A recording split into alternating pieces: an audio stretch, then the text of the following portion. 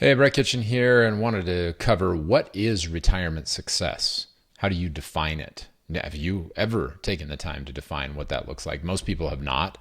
Most people try to save their money, build the biggest nest egg possible, and then someday hope that they'll have enough to retire on. Typically, you don't ever have a written guarantee of anything that you're going to have during those retirement years. You've got the hope that Social Security will be there. Most people don't have pensions anymore. And then you've got whatever investments that you've done on your own. But what is the point of all of that? What do you want to be able to do when you stop working at your job full time?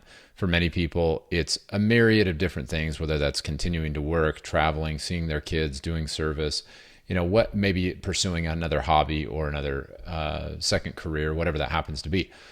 Let me just give you the definition as I see it and as I have seen it play out over the course of the 21 years I've been in the financial industry of what is retirement success. And it's not hard, it's not complicated. There's really three main things.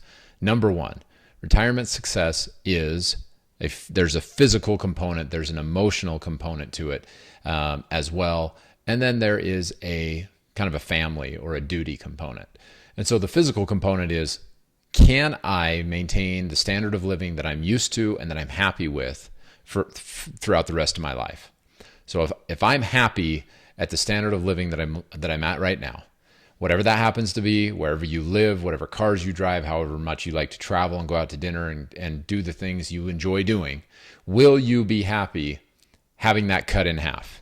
Is that success? Is it successful to have to not choose, but to have to be forced to sell your home, sell your cars, move in with the kids, do all the things that you would have to do if your income and standard of living was cut in half?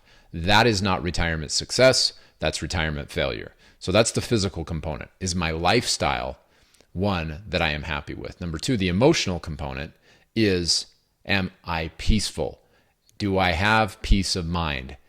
Can I go to bed at night and wake up in the morning and not be worried about money, not be worried about spending too much or what's going to happen in the market if it goes down or what the economy is going to bring? If you are constantly in a state of worry or distress or just uncertainty, that is not retirement success.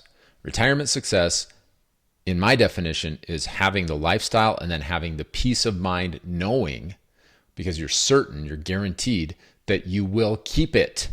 It's one thing to have the lifestyle and be like, well, this could end any minute. The clock's ticking. Just wait for the next big crash. That is no way to live, right? You can't enjoy the moment because you have angst about the future.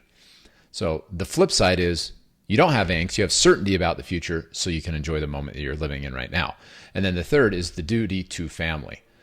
What are you doing to ensure that those that depend on you, whether that's a spouse or a special needs child or anybody else that depends on you, is going to be able to maintain their standard of living if you are not around? Most people do not think this through. And it's not just about making sure your spouse has income. What happens if you end up in assisted living? What have you planned to help you to take care of the costs of healthcare in your later years?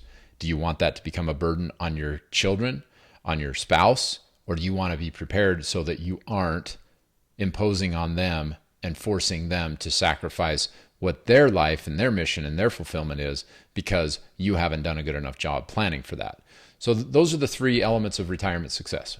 Having enough income to make sure you can maintain your standard of living, having that guaranteed in such a way that you have certainty and peace of mind, and then making sure that you've done your duty to prepare and protect those that you love and who depend on you.